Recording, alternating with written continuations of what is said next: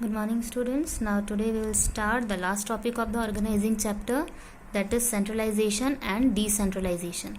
So first of all, understand the meaning of the centralization. Literal meaning, it refers to the concentration of a power in few hands, or maybe the authority is there only in the few hands, or maybe that will be in the hand of a top level, or an organization is centralized when the decision making authority is in the hands of top level management only. Now second one is decentralization. Decentralization, that means systematic distribution of authority at every level of management. That means under decentralization, every employee working at the different level gets some share in the authority.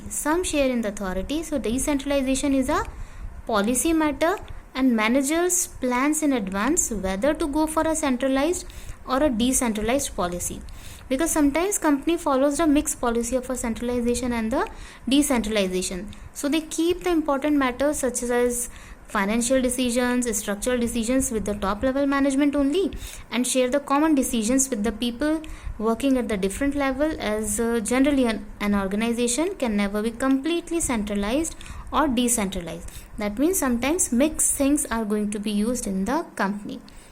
Now after that, relation between delegation and decentralization, because there should be no confusion between the delegation and decentralization. So first of all, the relation between them, that decentralization is extension of delegation.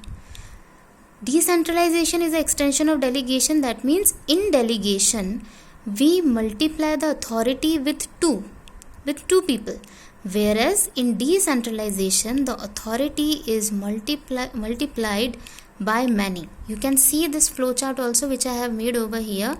Here the responsibilities, when it is divided between the two, that is decentralization, so that is delegation, whereas in the decentralization the authority is multiplied between many people, because systematic delegation taking place at every level, which result in evenly distribution of the authority and responsibility at every level and results in decentralization.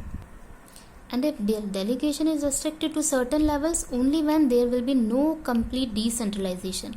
For example, now this flowchart I can explain you.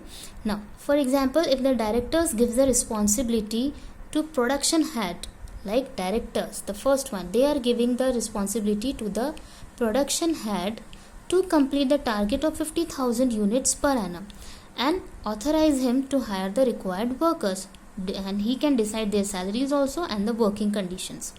Now the production head, now the second one, this production head further shares his responsibility and authority with the production manager. Now at the third level you can see, now the production head is dividing his responsibilities and authorities with the production manager. Now he is sharing and the responsibility with the supervisors, who directly deal with the workers and authorize them to select the workers.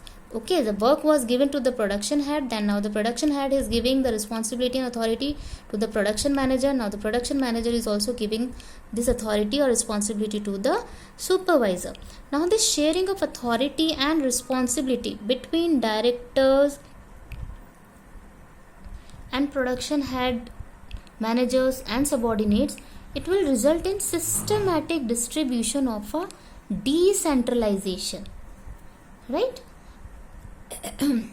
So in delegation the authority is shared between the two persons, only two people we can see only, that is manager and the subordinate, whereas in decentralization many people at every level are involved, like director, production head, manager, subordinates, etc. all are involved in the decentralization, whereas in the delegation the authority is shared between the two persons. So this is the first relationship between the delegation and decentralization.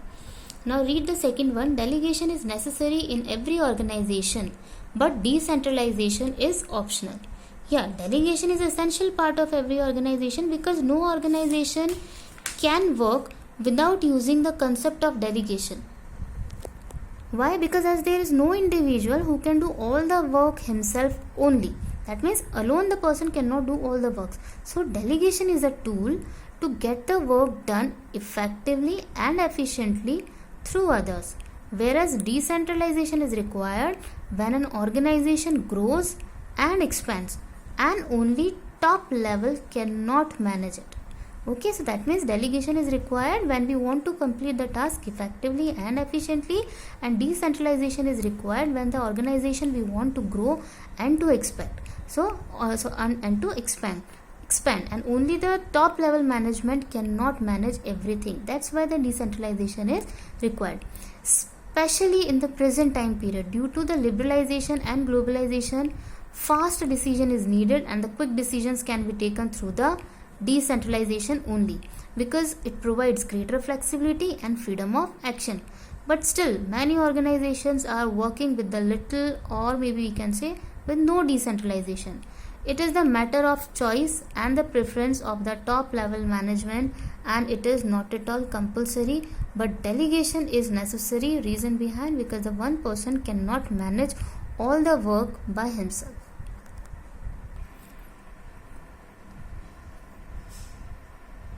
Now the importance of the decentralization.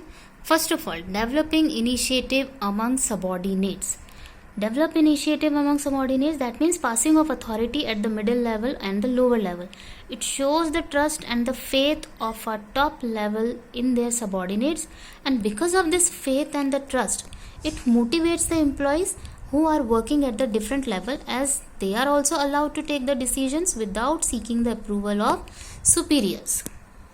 Second importance, develop managerial talent for future.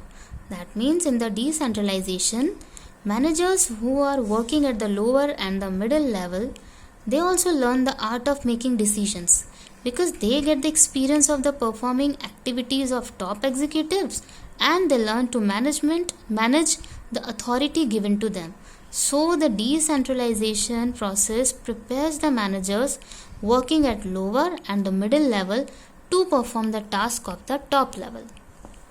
Third, quick decision making. Quick decision making, that means in the decentralization process, decision making is not restricted in the few hands only, but the decision making power is given to all the managers who are taking actions or performing the activities. So it leads to the faster decision, because employees who have to perform the activities, they are also allowed to take the decision by themselves.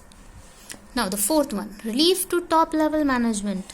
In the process of the decentralization, the top level managers are not overburdened with the responsibilities and authority, as they systematically pass the authority and responsibilities to the different levels of the managers, and they become free to concentrate on the core issues or maybe on the important issues of the company.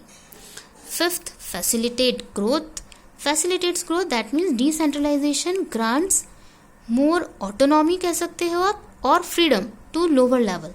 So this helps the subordinates to do the work in the manner which is best suited for their department, and when each department is doing their best, productivity increases and it will generate more revenue which can be used for the growth and expansion of the organization. Last one, better control.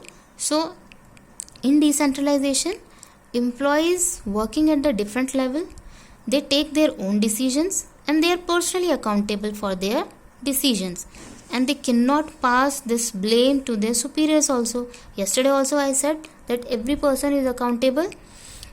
With decentralization, better control can be exercised through scorecard, like scorecard or maybe management information system, etc. So many things are there. So now this is your topic of centralization and decentralization. In your book there is a difference between delegation and decentralization is given. Please do that differentiation in your register, read it, and if you have any doubt, please ask me.